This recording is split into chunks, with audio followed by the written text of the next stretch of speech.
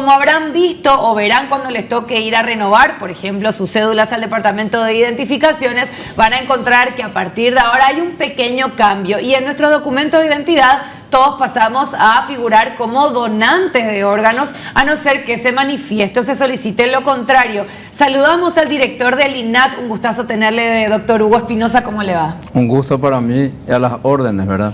Ya de la ley Anita se viene hablando hace años, pero finalmente se ha reglamentado, finalmente se ha puesto en funcionamiento, y explicarle un poquito a la gente en qué consiste esta ley. Ok. En realidad es muy simple, ¿verdad?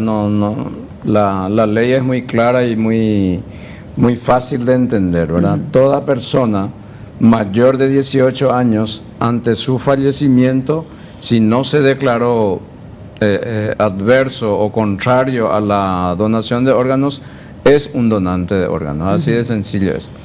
Pero en relación a lo que acabas de decir, hay otra ley en el cual dice que la policía debe consignar en la renovación de la cédula de identidad si es donante o no. No tiene, es otra ley diferente a la de Anita, ¿verdad? O sea que en realidad eso surgió dos leyes un poco descoordinadas en un momento dado, porque al inicio nosotros decíamos, toda la gente vengan, inscríbanse como donantes, le vamos a dar un carnet, sí, que de hecho hacemos hasta ahora, ¿verdad? Porque lo que nosotros necesitamos es que la gente se adhiera a la donación de órganos y no a la inversa, ¿verdad? Pero al haber esta ley que dice que uno puede negarse, desde luego como todo ciudadano tenemos ese derecho, entonces hoy uno puede negarse ante la Policía Nacional cuando se inscribe, cuando renueva su cédula de identidad, porque hay que ser mayor de 18 años para eso, o ante el Instituto Nacional de Ablación y Trasplante. Es súper fácil en realidad, no hace falta ni siquiera ir hasta el instituto, ¿verdad? Uno entra en la página web y al entrar ya está no donante, uno hace el clip ahí y bueno, ahí te pide una serie de datos, te pide que envíes la cédula de identidad, porque cualquiera puede decir cualquier cosa, entonces tenemos que verificar la identidad y ahí si está todo bien, finalmente por la misma web le aparece un pequeño documento que dice que es no donante. Pero sobre todo, sobre todo queda registrado alguien como no donante. Claro, resumiendo, antes si uno quería ser donante tenía que ir y anotarse como donante. Ahora es al revés, todos somos donantes a no ser que vayamos y nos anotemos como no donantes. Como no donantes. Perfecto. Pero si alguien, nosotros siempre instamos a la gente, si alguien quiere anotarse como donante, y perfecto, genial, eso es lo que queremos nosotros, ¿verdad? Que la gente haga visible, porque eso es muy importante, haga visible su aprecio a su intención a la donación, porque ahí hay otro problema.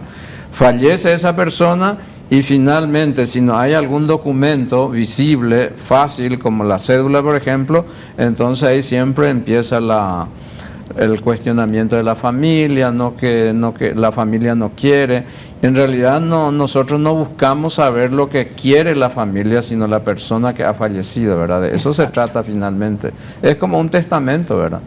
Por eso que es muy importante entender, o que la familia, o que todos deberíamos entender que lo que se busca es eso, ¿verdad?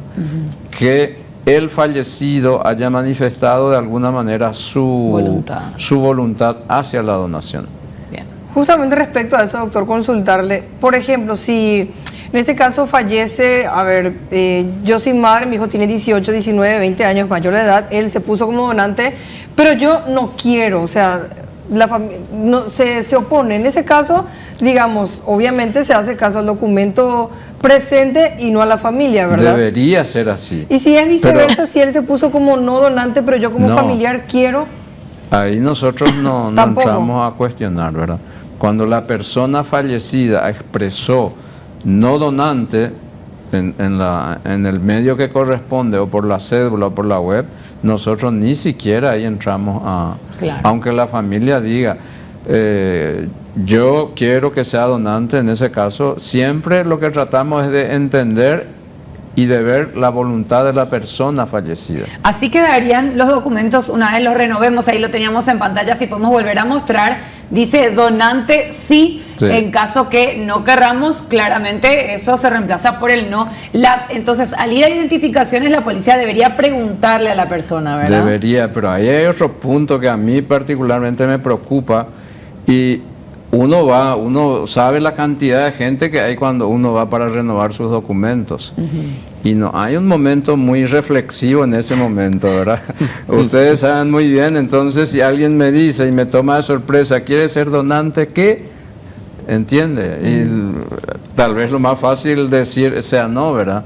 Alguien del INAH no debería estar ahí para explicar qué es la donación. ¿Cómo vamos a estar todos los días ahí? Claro. Imposible, sí. Con toda esa cantidad de gente, ¿verdad? Por eso, bueno, eso es lo que dice una ley diferente a la que estamos hablando, que se llama Ley Anita, y que la policía cumple a rajatabla, ¿verdad?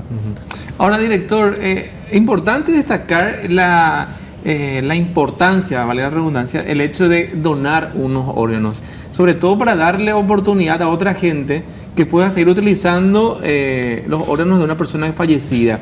¿En qué circunstancias, en qué casos de muerte se pueden sacar beneficio de un cuerpo y en qué circunstancias no? Eso que acabas de decir es súper importante. ¿Por qué seguimos hablando que cédula, que sí, que no? Nosotros como sociedad ya deberíamos superar esas cuestiones. Cierto. Hace mucho que hablamos del tema, hace mucho que se demuestra que es una necesidad que podamos obtener órganos de una persona fallecida. Ya falleció la persona. Como todo el resto del cuerpo, eso se va a destruir. Entonces nosotros seguimos teniendo ese apego que respetamos, ¿verdad? Porque hay una familia en duelo, no es ese el punto, pero hay un apego a algo que se va a destruir, se va a pudrir. Eso es lo que tenemos que tratar de entender. Hoy por hoy hay dos maneras. Una es la que usamos en nuestro país, que es la muerte encefálica, ¿verdad? Muerte encefálica es muerte de la persona. Sí. Pero ocurre como al revés de lo que nosotros estamos habituados a ver, ¿verdad? Nosotros escuchamos, murió de un infarto en seco, ahí murió, ¿verdad? Eso, ¿qué pasó ahí? El corazón dejó de funcionar y el resto de los órganos dejó de funcionar desde luego enseguida, ¿verdad? 3 minutos después nos llega oxígeno al cerebro y muere el cerebro también. O sea que hay una muerte encefálica posterior a eso. Pero hay situaciones, accidentes de tránsito, el famoso ACV hemorrágico, el ACV isquémico, etcétera, etcétera, en donde lo primero que ocurre es la muerte del cerebro por una de esas cosas. Sí. Y entender cómo muere el cerebro es muy sencillo. Ocurre algo dentro porque el cerebro está protegido por el cráneo, la parte ósea dura que tenemos ahí, ¿verdad? Entonces cualquier proceso anormal que ocurre dentro, un golpe fuerte, una hemorragia, una falta de irrigación, produce edema, como en cualquier parte del cuerpo, sí. Pero ese edema no puede salir a ningún lado, entonces produce una hiperpresión dentro de la cabeza, ¿verdad? Y esa hiperpresión es tanta que no permite que la sangre arterial llegue hasta el cerebro. Así de sencillo es el mecanismo. Y ahí está la hemorragia, está el tumor que puede producir también eso, está la isquemia, ¿verdad? Y están los accidentes de tránsito, o están las heridas por proyectiles, etcétera, etcétera. Cualquiera de esas situaciones produce una hiperpresión tan grande que esa presión evita que la sangre oxigenada que bombea al corazón llegue al cerebro, lo oxigena, entonces muere el cerebro. Y supongamos que se den esas circunstancias, ¿en cuánto tiempo hay que actuar para tratar de que los órganos estén todavía...? Ahí aparece otro avance tecnológico increíble que es de la medicina crítica o la terapia intensiva. Imagínense lo que ocurre.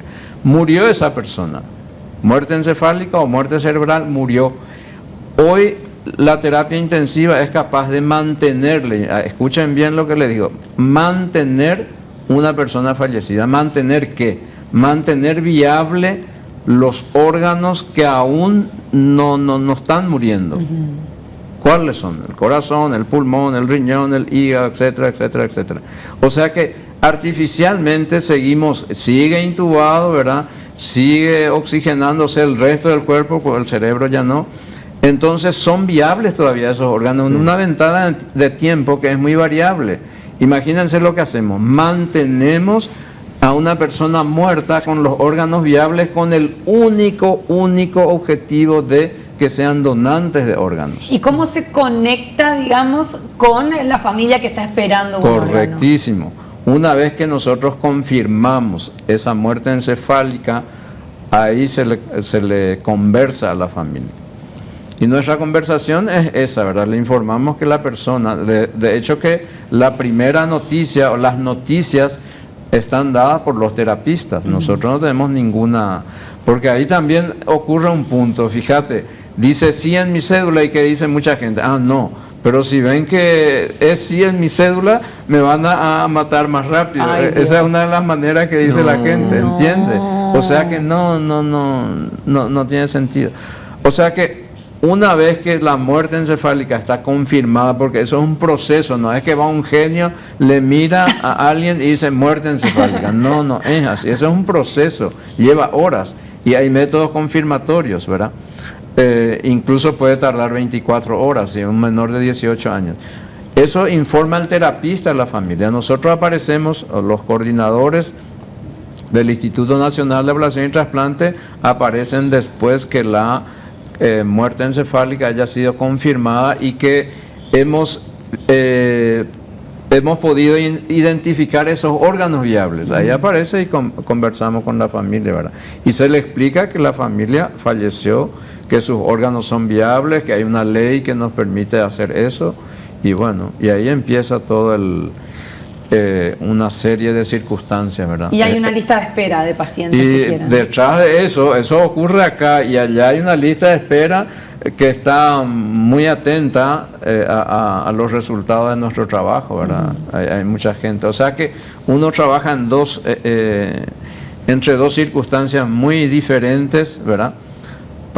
Es un trabajo apasionante, es un trabajo también decepcionante, es un trabajo de repente da muchísimas alegrías, pero también es un trabajo que de repente produce decepciones porque de repente hay personas jóvenes que han fallecido de esa manera que estamos hablando, la familia se niega y bueno, y al final tenemos que adecuarnos a las circunstancias familiares, ¿verdad? Hoy día, mediante estas leyes, doctor, ¿cuántas donaciones se registran por día? Nosotros tenemos en promedio, no donaciones, pero en promedio tenemos una notificación de muerte encefálica. ¿Por día? Por día. Pero hay que entender que no todas las muertes encefálicas también tienen los órganos viables, como acabo de explicar. De repente está en muerte encefálica, pero tiene una infección muy grave. Entonces no podemos usar, ¿verdad? Claro. O de repente detectamos, que no ocurre de tanto en tanto, HIV positivo, por ejemplo. Eso también contraindica.